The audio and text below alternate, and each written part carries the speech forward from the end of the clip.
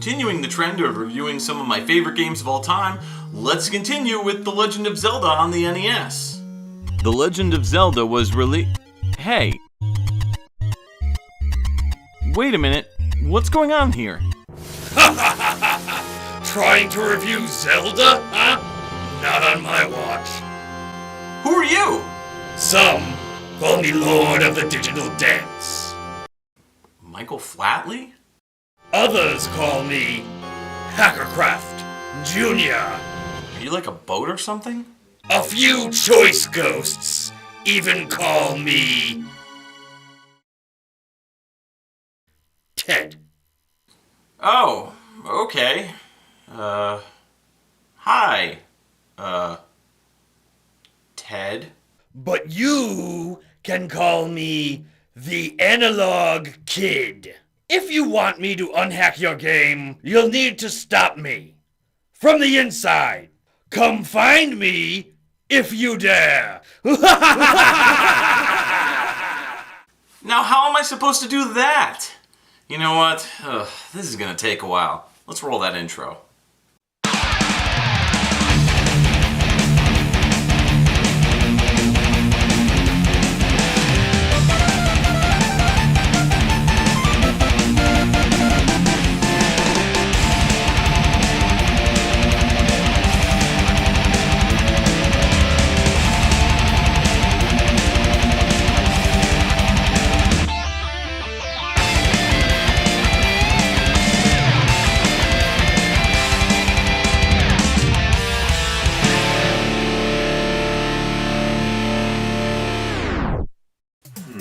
Alright, so, it says here if I upload my subconscious onto the internet, my body will essentially be nothing more than a shell.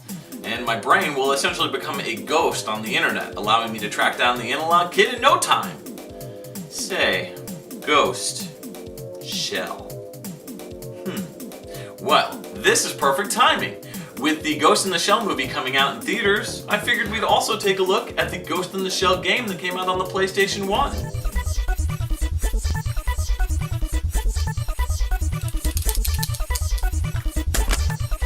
Let's get digital!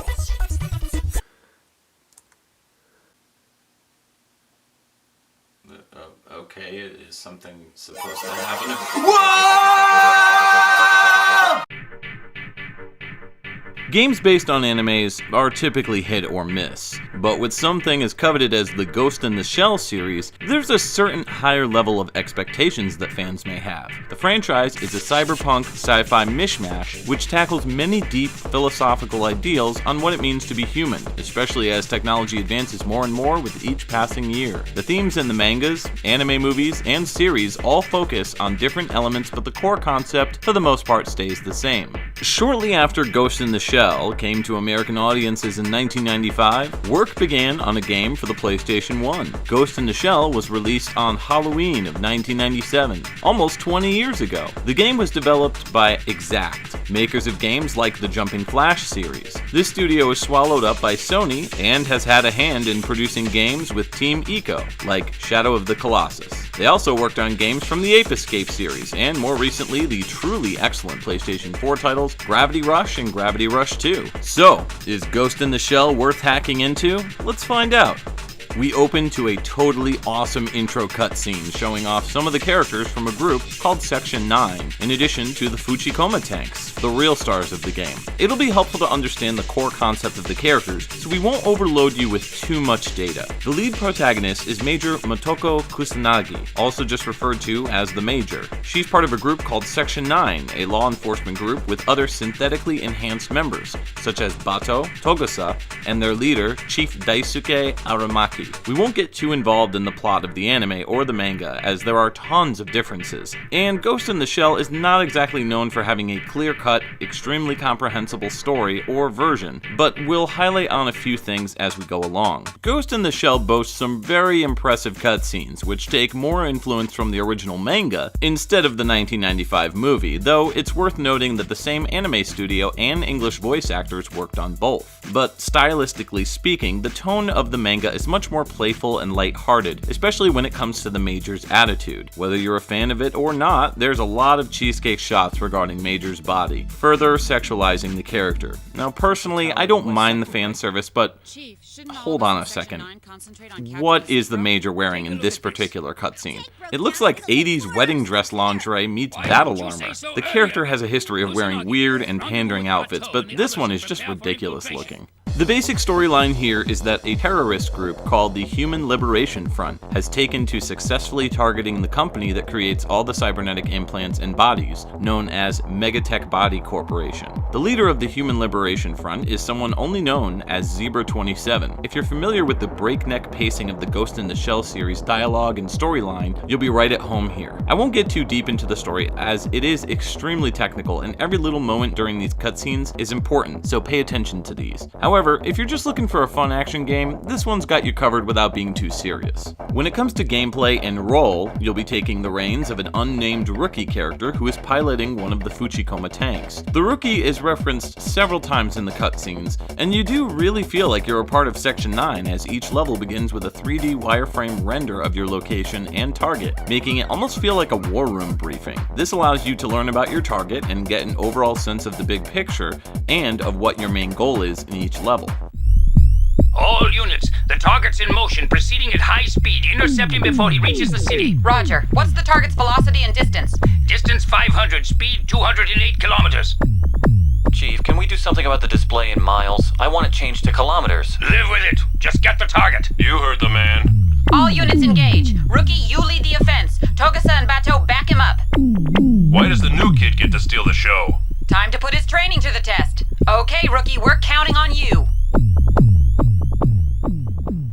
There are a total of 12 missions in the game that all have a wide range of variety regarding playstyles. The core concept involves piloting the Fuchikoma tank, and while it's a bit awkward at first, you get used to it after a bit of time. The game does allow Analogue Support, which I felt was much easier on the hands. I was tending to cramp up playing with the D-pad, as turning and moving with the tank definitely felt heavier than, say, moving around as a human character. Using the top shoulder buttons allows the tank to strafe left or right, which can allow for faster movement if moving in a direction with the analog stick and the two shoulder buttons held down together, such as L2 and R2. Though the game is third person behind the tank, the camera does occasionally pan to first person mode when pushed against a wall. Hitting the select button will enable a first person mode if you're more comfortable with that, though I personally stuck with the third person mode as I typically prefer to see what I'm playing as in a game. Some levels involve infiltrating a structure of a building. There's also on-rails experiences where you're constantly moving but can rotate and slide around the map while being chased by enemies. Another requires the rookie to hunt down an enemy who is using thermo-active camouflage to conceal himself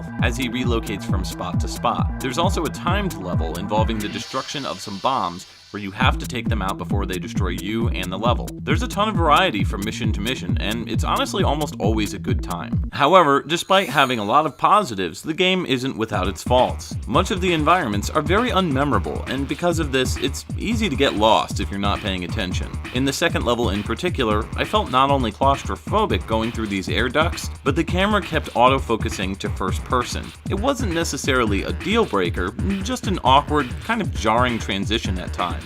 There's been criticism that the game is very easy, and honestly I would say that this is a pretty fair assumption to make. Bosses are typically defeated by sliding in circles around them, and most normal enemies are total pushovers, feeling more like annoyances at times than actual challenges. I also want to clarify that despite me feeling most bosses were easy, they were all a ton of fun to fight, and had plenty of variety regarding how they would attack. Enemies are typically nondescript mechs or robot soldiers that can, at times, only be seen thanks to an auto-target lock that shows up while moving. They tend to blend in with the backgrounds on most levels. Environments are mostly of darkened color variety with a few exceptions when you get outside in the ocean and on the highway in broad daylight. Regardless, the frame rate is pretty smooth and the levels are fun to travel through. The Fuchikoma tank has a normal machine gun style weapon that can be charged and will automatically lock onto enemies. There's also grenades that can be picked up in addition to health packs that will refill your life bar. On the bottom right hand side of the screen, it tells you how healthy your tank is. The more damage it takes, the more the bar goes down. I typically saved grenades for the bosses to help speed up their defeat. You can carry up to 3 total, and there will be times where you'll be maxed out and can't pick up any more despite running into them. Health is also plentiful, but not to the point where you will always have access twist to it. When defeated in battle, you'll get a game over screen, which will then take you back to the main screen, where it is imperative to save your game, as you don't get the option to do so at the end of each level. There have been plenty of times I forgot to do this and turned off the system only to have to come back and replay the levels all over again. While this was my own fault, I do feel that the developers could have added an option to save at the end of each level, or when you get a game over screen, but to each their own, I suppose. I felt like this game was more arcade style than action oriented at times. There's a big focus on a ranking system, and while normally this never really interests me personally, it's a nice added bonus and also helps to unlock more cutscenes, particularly in the training sequences. However, you can just put a code in any time to watch these cutscenes. You could find it easily on the internet. Well, you made the grade. Congratulations. No way. That greenhorn is gonna head straight back to basics. He'll be fine. Let him do it. Cut the guy some slack. You're in. Break a leg, kid. The soundtrack is a techno fan's wet dream, with tons of well-regarded techno artists bringing thumping beats and hypnotic rhythms to each track. At first, you may be thinking that the music is very simplistic sounding, but its hard-driving beats and rhythms really enhance your experience. And it's true to the Ghost in the Shell atmosphere. I didn't really have any favorite standout tracks, but just enjoyed the entire soundtrack as a whole. I love the freedom of being able to go almost anywhere in this game. The levels feel so big, but because there is a hard stop to where you can't go, it isn't overly intimidating. Transitioning to walls and ceilings is very smooth despite some initial vertigo while playing. It's easy to see where these guys got the mechanics of gravity bending for their Gravity Rush games. Did I mention how great those are? Seriously, go buy them. Hey Sony, I'll be expecting that check in the mail any day now. The final level is probably the hardest, but mainly because it puts your eyes to the test. You're climbing a building that's still being constructed, and because of that, it's hard to figure out where to go. You have to allow your eyes to adjust to see the lighter gray areas that are safe to walk around. There's also these platforming moments where you have to traverse the tiniest platforms. This is where the bulk of my deaths were in this game, as they leave you little to no room to get a running start, so your jumps have to be lined up perfect. Not impossible, just really time consuming and a bit difficult. Ghost in the Shell tried something different than what we would have been used to at the time. Piloting the Fujikoma tank instead of the Major was a bold move for the developers to take, and I think it paid off thanks to quick, flashy action, smooth controls and frame rate, and some awesome unlockables. I just wish it wasn't over so soon. After I finished the game, the last cutscene was a bit anticlimactic, and when the credits rolled, I was just kinda surprised. There's tons of replayability thanks to the training room and ranking mode, so if you're in the market for a fast and furious cyberpunk action game, Ghost in the Shell has got you covered. Okay, let's begin drop training, shall we? Alright, now, just gotta enter into this cybergate, carry over the hyperlink, and hack my GeoCities account, and... Yes! Found you! Processing. Yes, it appears you have. Now, tremble with terror. You are finished.